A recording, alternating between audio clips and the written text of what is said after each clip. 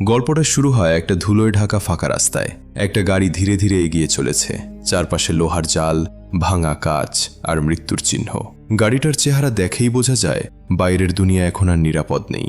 এই পৃথিবীতে টিকে থাকাটাই সবচেয়ে বড় চ্যালেঞ্জ। গাড়িটা একটা গ্যাস স্টেশনে থামে, আর ভেতর থেকে নামে একজন লোক, নাম থমাস। লোকটার চোখে মুখে ভয় নেই, তবে সতর্কতা আছে প্রতিটা পদক্ষেপে। সে পাশের একটা বাড়িতে ঢোকে, প্রতিটা কোণ চেক করে। সবকিছু শান্ত মনে হচ্ছিল, কিন্তু ঠিক যখনই সে বাহিরে বেরিয়ে আসতে যাবে, হঠাৎ একটা ফ্রিজ জোরে জোরে কাঁপতে শুরু করে। ভেতর থেকে আসে গা ছমছমে শব্দ। থমাস একটু এগিয়ে গিয়ে ফ্রিজটা খোলে, আর ভেতরে বন্দি একটা জম্বি বেরিয়ে আসতে চায়। থমাস দেরি না করে সঙ্গে সঙ্গে সেটাকে আবার লক করে দেয়। তারপর ফ্রিজটাকে গাড়ির সাথে বেঁধে টেনে রোদে নিয়ে আসে। ফ্রিজ খুলতে জম্বি বাইরে বেরিয়ে আসে, কিন্তু সূর্যের আলো পড়তেই তার শরীর জ্বলতে শুরু করে। কয়েক সেকেন্ডের মধ্যে সে শেষ হয়ে যায়। এখানেই আমরা এই মুভির সবচেয়ে গুরুত্বপূর্ণ রুলটা জানতে পারি। এই জম্বিরা সূর্যের আলোতে মরে যায়, তাই এরা শুধু রাতেই শিকার করে। দিনটা এদের কাছে অভিশাপ, আর রাতটা এদের রাজত্ব। থমাস শহরের দিকে এগিয়ে যায়। চারদিকে মৃত্যুর নীরবতা। একটা বাড়িতে ঢুকতেই সে লাশ দেখতে পায়, আর তখনই তার উপর হামলা হয়ে যায়। থমাস কোনো মতে নিজেকে বাঁচায়, কিন্তু গুলির শব্দ শুনে আরও জম্বি জড়ো হতে শুরু করে। সে দৌড়ে রোদে চলে আসে আর একটা ছাদে উঠে প্রাণে বাঁচে। ছাদ থেকে নিচে তাকাতেই সে দেখে রাস্তার মাঝখানে একটা মেয়ে একা বসে আছে। রোদে বসে আছে বলে বোঝা যাচ্ছে সে জম্বি না, কিন্তু সত্যিকারের বিপদ তখনও বাকি। কিছুক্ষণ পরে কয়েকজন লোক সেই মেয়েটাকে বাঁচাতে আসে, কিন্তু হঠাৎ তাদের উপর হামলা হয়ে যায়। পরিষ্কার হয়ে যায় ব্যাপারটা এটা একটা ফাঁদ ছিল। একটা গ্যাং সেই মেয়েটাকে টোপ হিসেবে ব্যবহার করছিল। কয়েক মুহূর্তের মধ্যে গুলি চলে, সবকিছু শেষ হয়ে যায়। বেঁচে থাকে শুধু একটা মেয়ে, নাম সারা। গ্যাংয়ের লিডার সারার উপর জোর করতে যায়। ঠিক তখনই থমাস এন্ট্রি করে, আর একা হাতে পুরো গ্যাংকে শেষ করে দেয়। এরপর সে চলে যেতে চায়, কিন্তু সারা তাকে থামায়।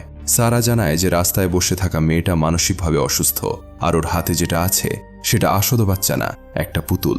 সারা ওকে একা ফেলে যেতে চায় না, তাই সে মেয়েটাকে সাথে নিয়ে থমাসের কাছে ফিরে আসে। সারা থমাসকে তাদের গ্রুপের কথা বলে। এরা একটা পুলিশ স্টেশনে থাকে, নিরাপদ, খাবারের ব্যবস্থা আছে, মানুষ আছে। থমাস রাজি হয়ে যায়, আর তিনজন মিলে সেদিকে রওনা দেয়। কিন্তু রাস্তা সহজ না। পথে রাত নেমে আসে, আর চারদিক থেকে জম্বি হামলা শুরু হয়। থমাস পুরো স্পিডে গাড়ি চালায়, আর কোনো মতে পুলিশ স্টেশনে পৌঁছায়। ভেতর থেকে গেট খুলে দেওয়া হয়। প্রচণ্ড ফায়ারিং শুরু হয়, আর কোনো মতে সবাই ভেতরে ঢুকে পড়ে। কিন্তু ভেতরে ঢুকতেই থমাস একটা জম্বি দেখে, বাকিদের থেকে আলাদা, অনেক বেশি শক্তিশালী। আর দেখে মনে হয় থমাস যেন এই জম্বিটাকে চেনে। ভেতরে এসে থমাস তার গল্প বলে। জম্বিরা তার ওয়াইফকে মেরে ফেলেছে, আর সে এখন শুধু একটাই কারণে বেঁচে আছে, প্রতিশোধ নেওয়ার জন্য। অন্যদিকে সারা জানায় শহর থেকে 150 কিলোমিটার দূরে একটা প্লেন আছে, যেটায় করে সবাই এখান থেকে চিরতরে বেরিয়ে যেতে পারবে। তবে সেখানে পৌঁছানো মোটেও সহজ না। রাতে পুলিশ স্টেশনের ভেতরে অদ্ভুত ঘটনা শুরু হয়। একে একে গার্ডদের উপর হামলা হয়। বোঝা যায় একটা জম্বি ভেতরে ঢুকে পড়েছে। চারদিকে আতঙ্ক ছড়িয়ে পড়ে। ঠিক তখন থমাস এগিয়ে আসে, আর সঠিক সময়ে সেই জম্বিটাকে মেরে ফেলে। সবার জান বাঁচে, কিন্তু বিপদ তখনও শেষ না।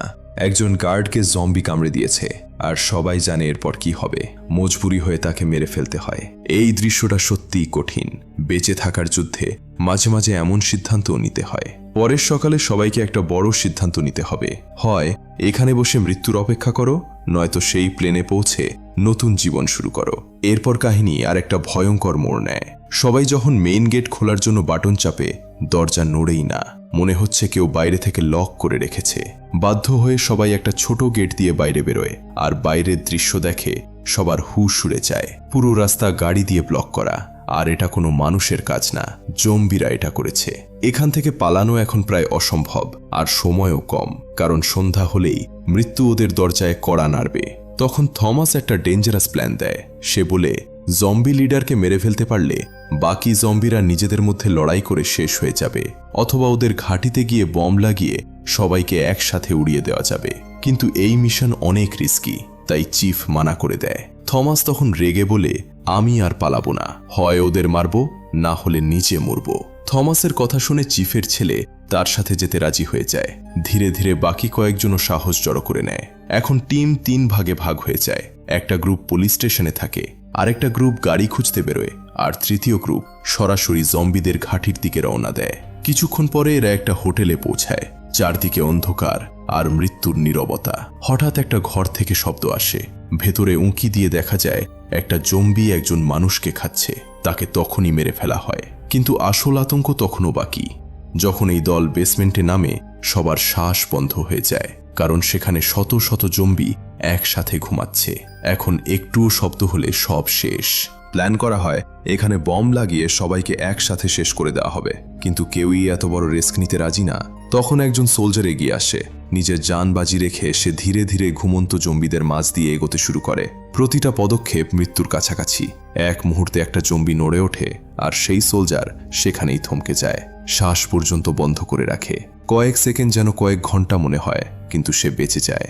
ঠিক যখন সে বম লাগাতে যাবে, পেছন থেকে জম্বি লিডার এসে তার গলা কেটে দেয়। থমাস সঙ্গে সঙ্গে ফায়ার করে, কিন্তু লিডার পালিয়ে যায়। আর এখন পুরো বেসমেন্টের সব জম্বি জেগে উঠেছে। চারদিকে হুড়োহুড়ি শুরু হয়ে যায়, সবাই দৌড়ায়। পেছনে শত শত জম্বি তাড়া করে আসছে। তখনই বম্ব ব্লাস্ট হয়, আর অনেক জম্বি মারা পড়ে। কিন্তু বিপদ এখনো শেষ না। ছুটতে ছুটতে টিম ছত্রভঙ্গ হয়ে যায়, কয়েকজন মারা পড়ে। একজন সোলজার নিজেকে উৎসর্গ করে দেয়, গ্রেনেড দিয়ে নিজেকে আর আশেপাশের জম্বিদের উড়িয়ে দেয়। এই মুহূর্তটা সত্যি বুকে লাগে। থমাস আর চিফের ছেলে কোনো মতে ছাদে পৌঁছায়। রোদের কারণে জম্বিরা সেখানে আসতে পারছে না, কিন্তু এরাও এখন আটকে গেছে। নিচে নামলে মৃত্যু, উপরে থাকলেও মৃত্যু। তখন একজন সঙ্গীর সাথে কন্ট্যাক্ট হয় যে নিচে আটকা পড়ে আছে, আর তার কাছে রোপ আছে, কিন্তু সে জম্বির কামড়ে ইনফেক্টেড হয়ে গেছে। থমাস একটা রিস্কি প্ল্যান করে। সে জম্বি লিডারের মনোযোগ অন্যদিকে সরায়, আর চিফের ছেলে নিচে নেমে রোপ আনতে যায়। সে তার সঙ্গীর কাছে পৌঁছায়, কিন্তু সে আর মানুষ নেই। সে যখন হামলা করে, থমাস তাকে মেরে ফেলে। দুজন রোপ নিয়ে আবার ছাদে ফিরে আসে, কিন্তু তখন চিফের ছেলে তার হাত থেকে রক্ত পড়তে দেখে, আর বুঝতে পারে সেও ইনফেক্টেড হয়ে গেছে। সে থমাসকে বলে, আমাকে মেরে দাও, আমি তোমার জন্য বিপদ হওয়ার আগেই। এদিকে পুলিশ স্টেশনে যারা ছিল তারা একটা গাড়ির অপেক্ষা করছিল। তখন একজন সঙ্গী একটা ছোট কার নিয়ে আসে, কিন্তু এত মানুষের জন্য একটা ছোট কার কোনো কাজে আসবে না। সে বলে যে যেতে পারো, চলে যাও। কয়েকজন উঠে পড়ে, কিন্তু বাকিরা সঙ্গীদের ফেলে যেতে অস্বীকার করে। ঠিক তখন একটা বড় বাস এসে যায়, আর সবার মুখে আশার আলো ফুটে ওঠে। অন্যদিকে থমাস ছাদ থেকে রোপের সাহায্যে নিচে নেমে পালানোর চেষ্টা করে, কিন্তু জম্বিরা তার পেছনে লেগে যায়। হঠাৎ আকাশে মেঘ ঢেকে যায়, সূর্য ঢেকে যায়, আর দিনের বেলাতেও জম্বিরা শক্তিশালী হয়ে ওঠে। থমাস দৌড়াতে দৌড়াতে পুলিশ স্টেশনে পৌঁছায়। চিফ তাকে দেখে বিপদ বুঝতে পারে, সবাইকে ভেতরে ডাকে, আর জম্বিদের উপর ফায়ারিং শুরু হয়। কিন্তু জম্বিদের সংখ্যা এত বেশি যে কয়েকজনকে মেরেও কোনো লাভ নেই। থমাস ভেতরে ঢোকে, কিন্তু জম্বিরাও পেছন পেছন ঢুকে পড়ে। সবাই ভেতরের উপরের ফ্লোরে উঠে দরজা বন্ধ করে দেয়। এখন চিফের রাগ ফেটে পড়ে।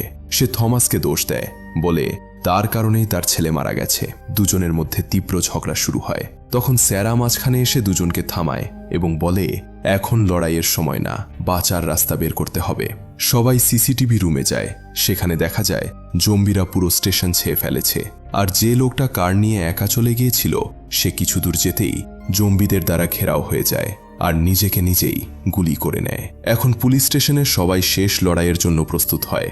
কিছুক্ষণের মধ্যেই জম্বি লিডার আসে আর তার দলকে হামলার নির্দেশ দেয়। ভয়ঙ্কর লড়াই শুরু হয়, গুলি চলে, কিন্তু জম্বিরা একটানা বাড়তেই থাকে।